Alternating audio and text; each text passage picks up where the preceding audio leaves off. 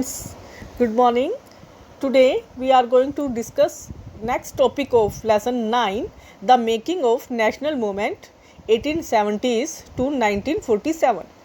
इससे पहले हम कुछ टॉपिक डिस्कस कर चुके हैं इस लेसन के कि किस तरह से जो नेशनल मूवमेंट था या नेशनलिज्म जो फीलिंग थी वो किस तरह से शुरुआत हुई थी। एमरजेंस ऑफ द नेशनलिज्म हमने टॉपिक रीड किया था कि जिसमें कि लोगों के अलग अलग कुछ एसोसिएशन बनने लगी थी। और इल्बर्ट बिल के बारे में हम डिस्कस कर चुके हैं कि इल्बर्ट बिल की वजह से किस तरह से लोग अपोज थे ब्रिटिश गवर्नमेंट के, और इंडियन नेशनल कांग्रेस किस तरह से बनी उसके बारे में हमने किया। नेक्स्ट हमने टॉपिक किया था a nation in the making, कि जिसमें हमने कांग्रेस के जो मॉडरेट लीडर थे उनके बारे में हमने डिस्कस किया था। वो क्या पेटिशन चाहते थे, किस तरह से वो अपनी डिमांड रखते थे ब्रिटिश गवर्नमेंट के सामने। और फिर उसके बाद हमने डिस्कस किया था कुछ कांग्रेस के दूसरे लीडर भी थे, दूसरा ग्रुप भी था जिसको एक्सट्रीमिस्ट भी कहा गया है, रेडिकल्स भी कहा गया है, जिसमें हमने बिपिन चंद्रपाल, बाल गंगाधर तिलक, लाला लाजपत राय के बारे में डिस्कस किया था कि उनके मेथड और ऑब्जेक्टिव्स अलग थे उनसे, मॉडरेट लीडर से। और वो ये चाहते थे कि जो इंडियंस हैं ब्रिटिश गवर्नमेंट के ऊपर डिपेंड ना रहें, बल्कि अपनी सेल्फ रिलायंस और कंस्ट्रक्टिव जो वर्क है उसको एम्फेसाइज करें, उसकी इम्पोर्टेंस को समझें। अपनी स्ट्रेंथ पर उन्हें विश्वास होना चाहिए, ना कि ब्रिटिश गवर्नमेंट की इंटेंशन पर। तो इसमें तिलक जो थे, बाल गंगाधर तिलक, उन्होंने एक स्लोगन भी दिया था, freedom is my birth right and I shall have it, कि स्वराज मेरा जन्मसिद्ध अधिकार है, स्वतंत्रता मेरा जन्मसिद्ध अधिकार है और मैं इसे लेकर रहूँगा। ये स्लोगन भी तिलक ने ही दिया था, और freedom is our birth right ये स्लोगन। उसके बाद नेक्स्ट जो है वायसराय का हम रीड करेंगे। इन 1905 वायसराय कर्जन पार्टीशन बंगाल, कि बंगाल का विभाजन किया था 1905 में। अब वो क्यों बंगाल का विभाजन किया गया, उन्होंने ये बताया कि ब्रिटिश जो बंगाल है एक बहुत बड़ा प्रोविंसेस है जिसमें बिहार और उड़ीसा का कुछ पार्ट इंक्लूड है, और इतने बड़े स्टेट पर एडमिनिस्ट्रेटिव जो पर्पज़ है उनका अनकन्वीनियंस हो रहा है उनको, कि अच्छे तरीके से वो शासन नहीं कर पा रहे, इसलिए उसको पार्टीशन उसका कर दिया। और उसके पीछे उनका क्या मोटिव था, कि इंटेंशन क्या थी, कि वो इसमें देखेंगे कि वो ये था कि ब्रिटिश ऑफिशियल और बिजनेसमैन का इंटरेस्ट था उसमें। यानी अब वो क्या अपने फ़ायदे के लिए ही, ना कि ये कहकर कि उससे कि इंडियंस को जो है या ऑफिशियल्स को प्रॉब्लम आ रही है, ऐसा नहीं था, बल्कि उनकी इंटेंशन ये थी कि बंगाल का विभाजन कर दिया जाए, जिसमें से अब वो क्या कर रहे हैं कि नॉन बंगाली जो हैं उनको वहाँ से हटाना चाहिए। उसकी बजाय उन्होंने बंगाल, ईस्ट बंगाल को आसाम के साथ जोड़ दिया। अगर बंगाल का पार्टीशन करना चाह रहे थे तो बंगाल में से क्या करना चाहिए था उन्हें, कि नॉन जो बंगाली है उनको अलग करना चाहिए। ठीक है, अब उन्होंने क्या किया, ईस्ट बंगाल को आसाम के साथ जोड़ दिया, और इससे उनका मेन मोटिव ये था कि बंगाली और जो बंगाली जो पॉलिटिशियन है उनको अलग कर दिया जाए, यानी उनमें बंटवारा वो करना चाहते थे।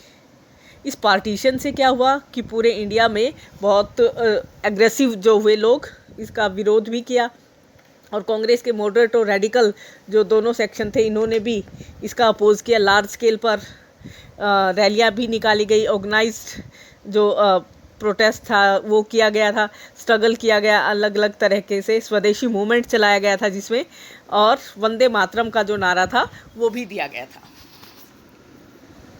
उसके बाद अब स्वदेशी मूवमेंट जो है वो ब्रिटिश गवर्नमेंट के अगेंस्ट चला, सेल्फ हेल्प का है, स्वदेशी अपनाओ, ये बात चली। नेशनल एजुकेशन पर उन्होंने फोकस किया, इंडियन लैंग्वेज का फोकस किया, और स्वराज के लिए जो रेडिकल्स जो थे उन्होंने आम लोगों को और इकट्ठा किया, और ब्रिटिश के जो इंस्टीट्यूशन जो थे या जो भी चीज़ें थी उनका बायकॉट किया। ठीक है, अब वो क्या है नेक्स्ट में, कि the opening of the decade of the 20th century were marked by the other development. Other development क्या हुए कि 1906 में मुस्लिम लीग बनाई गई, all India Muslim League, Dhaka में वो बनाई गई। अब लीग क्या है, बंगाल का सपोर्ट, जो पार्टीशन हुआ था उसको सपोर्ट कर रहे थे वो। उनका मतलब ये था कि मुस्लिम्स जो हैं वो उनके लिए अलग गवर्नमेंट होनी चाहिए, उनके लिए अलग जो रिज़र्व सीट होनी चाहिए, जहाँ केवल मुस्लिम ही उन्हें इलेक्ट करे। ठीक है, तो इससे क्या है कि बहुत सारे जो मुस्लिम जो लोग थे वो उनके फेवर में भी आए, वो भी यही चाहते थे किस तरह से ही मुस्लिम जो लोग हैं वो उनके वोटिंग करेंगे और उनके लिए सीट रिजर्व कर दी जाए। तो इससे क्या है कि अलग अलग जो पॉलिटिशियन जो थे वो उनका भी यही मकसद हो गया था कि राजनीतिक जो है पॉलिटिकल जो है वो गैदरिंग है या रिलीजियस ग्रुप है वो उनको बनाना चाह रहे थे। इसी के बीच 1907 में कांग्रेस स्प्लिट हुई, यानी कांग्रेस का विभाजन हो गया। अब मॉडरेट जो थे वो बायकॉट के अगेंस्ट थे, वो नहीं चाहते थे, उनका ये था कि इसमें फोर्स करना पड़ेगा। अब कांग्रेस का जो विभाजन हुआ था उसमें मॉडरेट जो तिलक जो थे वो इनके डोमिनेट कर रहे थे उसको, कांग्रेस को। और अब दोनों ग्रुप रीयूनाइटेड हुए कब? 1915 में, यानी दोनों ग्रुप इकट्ठे हो गए। 1907 में दोनों में विभाजन हुआ, यानी दोनों कांग्रेस के दो अलग ग्रुप हो गए। दोनों का जो मोटिव जो था सेम था, लेकिन उनका तरीका जो था वो अलग था। अब 1915 में दिसंबर में वो रीयूनाइटेड हुए, यानी दोनों इकट्ठे हुए और कांग्रेस और मुस्लिम लीग दोनों ने हिस्टोरिक लखनऊ पैक्ट जो था उस पर सिग्नेचर किए। यानी अब वहाँ पर वो उनके जो मुस्लिम लीग है और कांग्रेस के दोनों जो ग्रुप है वो इकट्ठे हुए। नेक्स्ट टॉपिक है आपका the growth of mass nationalism, यानी अब ऐसा कि आम जन आंदोलन कैसे बनाया। 1919 में ब्रिटिश गवर्नमेंट के बाद के अगेंस्ट धीरे धीरे जो आंदोलन थे वो बढ़ते जा रहे थे, जिसमें पीजेंट है, ट्राइबल्स है, स्टूडेंट्स हैं, इवन वुमेन भी लार्ज नंबर में उनमें, और फैक्ट्री वर्कर्स जो थे वो भी उसमें इन्वॉल्व हो रहे थे। ठीक है, अब कांग्रेस 1920 में एक्टिव उनको सपोर्ट मिला। कुछ बिजनेस पर जो ग्रुप थे वो भी उनमें सपोर्ट कर रहे थे कांग्रेस में, नेशनल मूवमेंट में। अब फर्स्ट वर्ल्ड वार जो हुआ 1914 में, इसके बारे में हम पहले के लेसन में भी रीड कर चुके हैं। तो इससे क्या था कि उनकी इकोनॉमिक और पॉलिटिकल सिचुएशन चेंज हुई। इंडिया की इकोनॉमिक कंडीशन कैसे चेंज हुई कि हम पहले 6 लेसन में जैसे हमने रीड किया था वीवर्स का, आयरन स्मेल्टर्स का, कि किस तरह से इंडियन जो कॉटन टेक्सटाइल था वो इम्प्रूव हुआ या एस्टैब्लिश हुआ था, और आयरन जो स्टील फैक्ट्री थी वो भी सेटअप हुई थी ब्रिटिश गवर्नमेंट की वजह से 1914 में, जब वो इन्वॉल्व हुए थे फर्स्ट वर्ल्ड वॉर में। तो इससे क्या था कि जो ब्रिटिश गवर्नमेंट ने वहाँ पर डिफेंस एक्सपेंडिचर ज़्यादा खर्च किया, यानी अपनी सुरक्षा के लिए, अपने हथियारों के लिए बहुत ज़्यादा पैसा उन्होंने खर्च किया इंडिया का। अब उसके बदले में जो था वो उसका जो बर्डन जो था वो आम लोगों पर आया। यानी अब जो वॉर सप्लाई किया जा रहा था उससे कीमतें ज़्यादा बढ़ती जा रही थी, जिससे कि आम लोग जो थे वो ज़्यादा उनको इफ़ेक्ट हो रहा था, ज़्यादा डिस्टर्ब हो रहे थे। लेकिन दूसरी तरफ जो बिजनेस ग्रुप थे वो ज़्यादा प्रॉफिट अर्न कर रहे थे। ये पहले भी हम कर चुके हैं कि छोटे छोटे जो बिजनेस पर्सन जो थे वो उनका जो डेवलपमेंट थी वो शुरू हो चुकी थी। क्यों? क्योंकि ब्रिटेन जो था अब पूरी तरह से उस वॉर में इन्वॉल्व हो चुका था।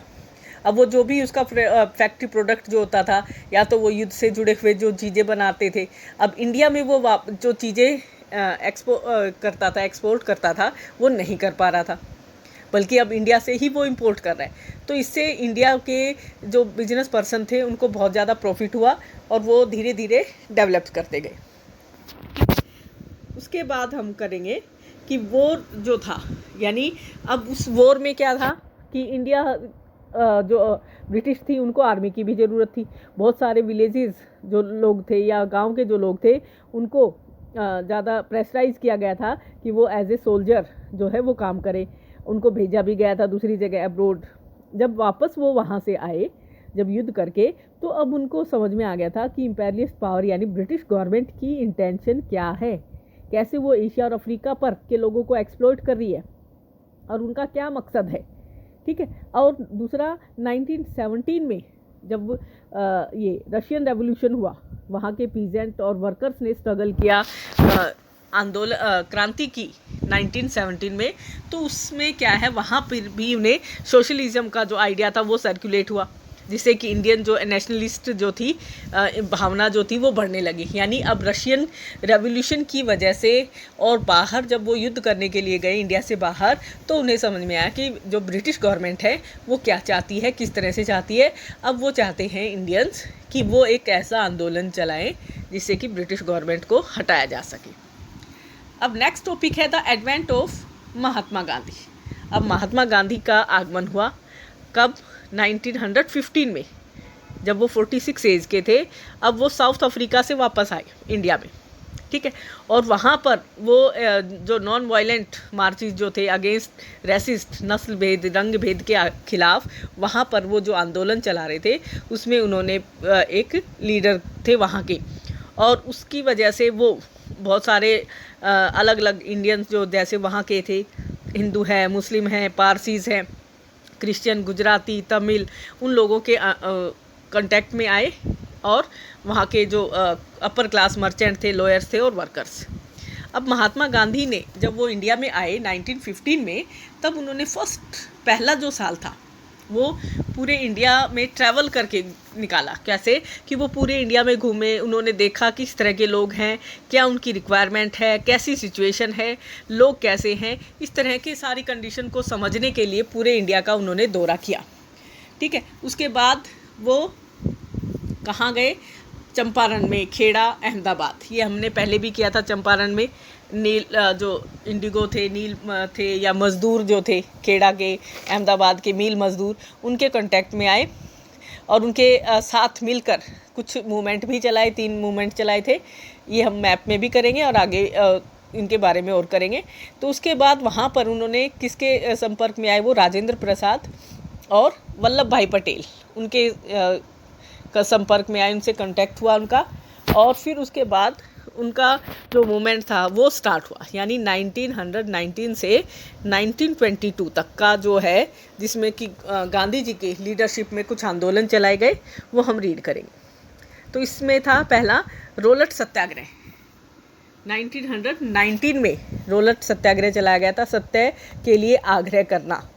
अब रोलट एक्ट क्या है, पहले इसके बारे में थोड़ा सा हम डिस्कस कर लेते हैं कि रोलट एक्ट जो था वो ब्रिटिश गवर्नमेंट ने बनाया था। किसमें? कि लोगों की जो फंडामेंटल राइट्स है, जैसे फ्रीडम ऑफ एक्सप्रेशन, उसको ख़त्म कर दिया गया। यानी लोग अब ब्रिटिश गवर्नमेंट के अगेंस्ट नहीं बोल सकते। अगर वो बोलते हैं तो बिना मुकदमा चलाए उन्हें जेल में डाल दिया जाएगा। इस तरह का रोलट जो था वो चलाया गया। और गांधी जी और मोहम्मद अली जिन्ना और दूसरे जो थे उन्होंने इस आंदोलन में उनका साथ दिया। और वो ये देख कि ब्रिटिश गवर्नमेंट किस तरह से लोगों की जो बेसिक जो फ्रीडम है उस पर किस तरह से वो रोक लगा रहे हैं, ठीक है। इसके खिलाफ उन्होंने आंदोलन करना शुरू किया, ठीक है। अब रोलट सत्याग्रह जो था वो पहला all India struggle British government के खिलाफ बना।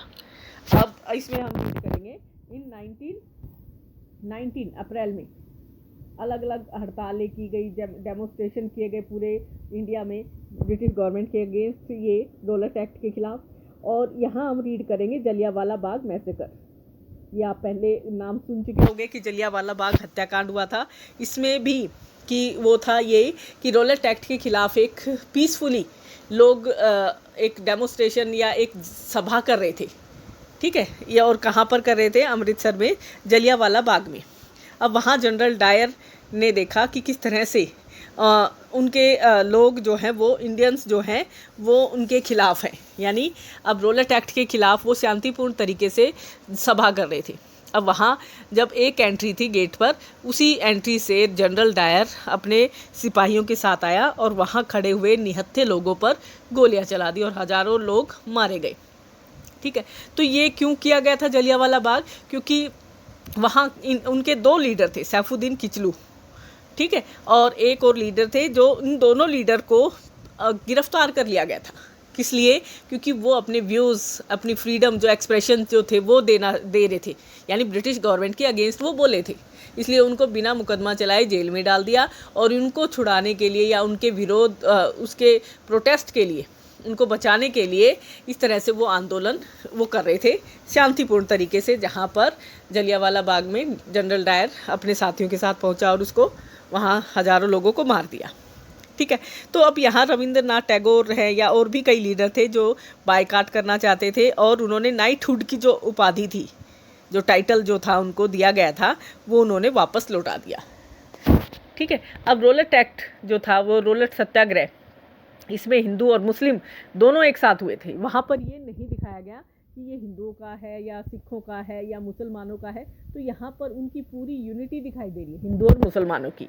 और मेन मोटिव उनका, ब्रिटिश गवर्नमेंट का, ये भी था कि किस तरह से कुछ ऐसे फंक्शन किए जाए, कुछ ऐसी एक्टिविटी की जाए जिससे कि ब्रिटिश गवर्नमेंट के अगेंस्ट जो है, जो भी हैं, चाहे वो हिंदू है मुसलमान है, दोनों को आपस में लड़वा दिया जाए। लेकिन यहाँ उनकी यूनिटी दिखाई देती है हिंदू और मुसलमानों की। ठीक है।